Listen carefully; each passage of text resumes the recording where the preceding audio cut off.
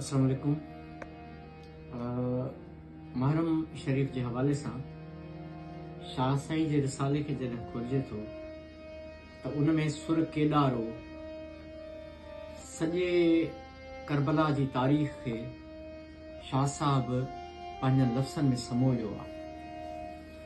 उनमें मुख़्तलिफ़ कैफ़ियतूं आहिनि त कीअं इमाम करबला जे मैदान में आया, कहिड़े तरीक़े सां शहादतूं थियूं, कहिड़े तरीक़े सां उहा जंग थी, ऐं उहे सभई मुख़्तलिफ़ उतां जा जेके हालात आहिनि, उतां जा जेके वाक़ियात आहिनि, उहो जेको सॼो मंज़र आहे शाह साहब जे हिकु हिकु बैत मां उहो ज़ाहिर आहे।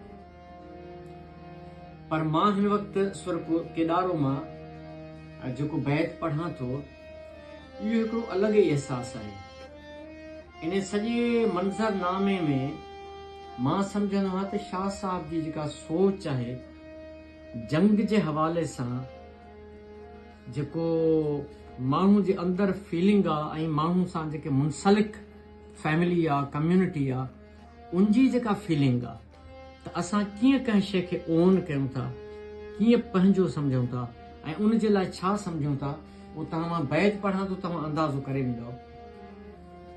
शाह साहब लिखे थो त भॻो आऊं मच मां मारियो त विसहां, भॻो आऊं न चवां मारियो त विसहां, कांध मुंहं में धकड़ा सेकींदे सूहां, तपुण लॼ मरां जे हुअंस पुठ में।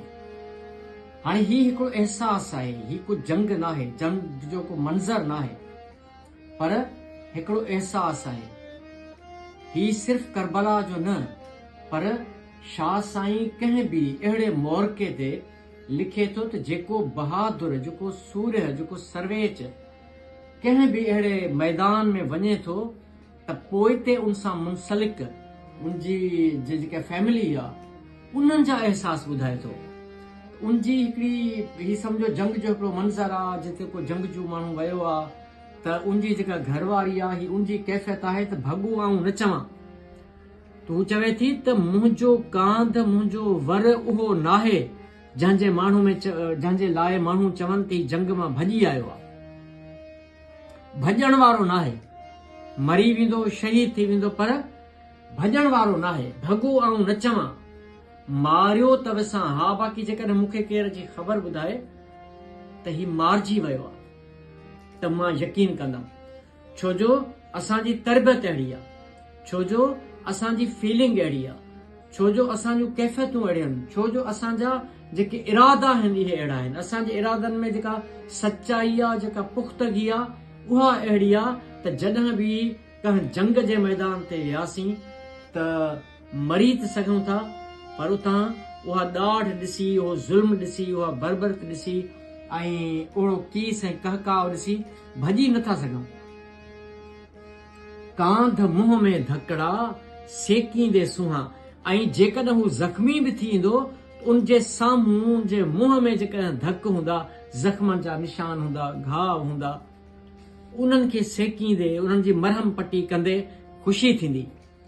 तपुण लॼ मरां जे हुअंस पुठ में। पर उहे घाव, उहो ईज़ा, उहे ज़ख़्म जेकॾहिं पुठ ॾांहुं हूंदा त पक सां हू जंग जे मैदान मां भॻो हूंदो, तंहिंजे करे को तीर तलवार पुठियां लॻो हूंदो, त उहो मुंहिंजे लाइ लॼ मरण जो मक़ाम आहे। इहा कैफ़ियत मां जॾहिं बि पढ़ंदो आहियां, शाह साईं जा बाक़ी केॾारे जा जेके बैत आहिनि उहे सभु पंहिंजो वटि पाण आहिनि, पर हिन बैत में जेका कैफ़ियत आहे उहा सदाईं मूंखे ॾाढो परेशान कंदी आहे। इन साॻी कैफ़ियत ते ॿ टे ॿिया बैत बि आहिनि। हिकिड़ो आहे त मर मरी आऊं रोई मोटी आओ मकांध, कचन वॾा पांद जीअण थोरा ॾींहड़ा। मर मरी आऊं रोई, भले उते जंग जे मैदान में उहा उनजी जेका घरवारी आहे उहा चवेसि थी त भले उन जंग जे मैदान में तूं मरी वञ, मूंखे रोइण सजायो थींदो। मोटी आओ मकांध, मोटी उते भॼी न अच। कचन वॾा पांद जीअण थोरा ॾींहड़ा। जेकॾहिं कचो थी पवंदे त उन जूं जेके मयारूं हूंदियूं उहे तमामु वॾियूं आहिनि। तंहिंजे करे ही ज़िंदगी थोरी आहे, जीअण थोरा ॾींहड़ा आहिनि। इन्हनि थोरनि ॾींहंनि में जेकॾहिं कंहिं मक़सद सां वञो था त उन में फातिह थी अचो, उनजे लाइ विढ़ो, उन मंज़िल ते पहुचो या उन रस्तनि में हुजो, वापसी न हुजे। त मां सोचींदो आहियां काश असां बि जेका ज़िंदगी जी जंग विढ़ूं पिया, हर माण्हू महिनत कश माण्हू हक़ीक़त में ज़िंदगी जी जंग में आहे। ऐं करबला उहा 1400 साल पुराणी करबला न आहे।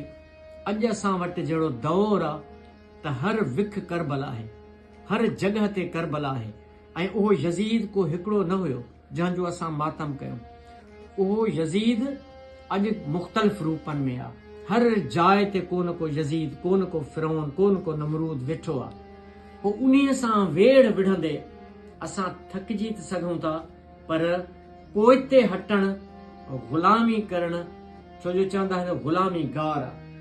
त मां सम्झां थो कि हीअ जेके 2 शाह साईं जा बैत आहिनि, इहे रुगो उन करबला जे लाइ न आहिनि, पर अॼु जे हालात जे लाइ आहिनि।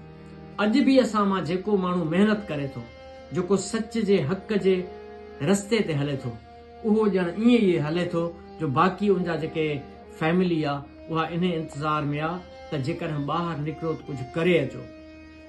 असां बि ईअं ई जेके असां जा जेके नंढा अॼुकल्ह पढ़नि था, को जॉब कनि था, दुनिया में ॿाहिरि निकिरनि था, उन्हनि जे लाइ बि इहो साॻियो मैसेज आहे त जॾहिं बि काॾे निकिरो त कुझु करे मोटो, ख़ाली न मोटो, तकलीफ़नि खां घबराए न मोटो, हीसची न मोटो, हीणा थी न मोटो। सो दुआ आहे त तव्हां ई असां शाह साईं जे इन्हनि बैतनि खे सम्झंदासीं ऐं शाह साईं जे सुर केॾारे खे सिर्फ़ु उन करबला सां कनेक्ट न कंदासीं, पर अॼु जे दौर सां कनेक्ट करे ऐं पंहिंजी ज़िंदगी जा लाहे अमल तय कंदासीं। महिरबानी।